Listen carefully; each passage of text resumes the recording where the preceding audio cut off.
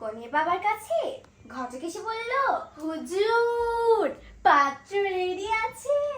দেখতে কেমন? কুতকুতে, মনটা শুধু খুঁতখুঁতে। মেজাজ কেমন? খিটখিটে, চক্ষু দুটি পিটপিটে। চাল চলনে শিরূর্ধ্বে, ভদ্রতারই বিরুদ্ধে। পোশাক আশাক মন্দ না, হবে অপছন্দ না। টাক নেই তো? না। তবে কি মাথায় নাড়া? টাক হবে কি? গায়ের গঠন হ্যাঁসা মোটা, তাতেই ঘষে পানের বোটা। হাত পা গুলো হ্যাংলা কাঠি, চিকুন চিকুন বাঁশের লাঠি। খাওয়া দাওয়ায় পেটুক তো নয়, একটা খাসি হতেই হয়।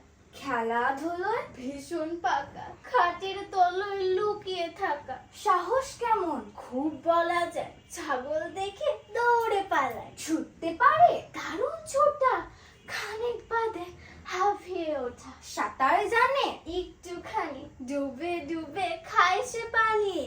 পাত্র এমন পাওয়া সোজা, বলে ঘটক চক্ষু বোঝা। কনের বাবা বলল, বেটা পাত্র এটা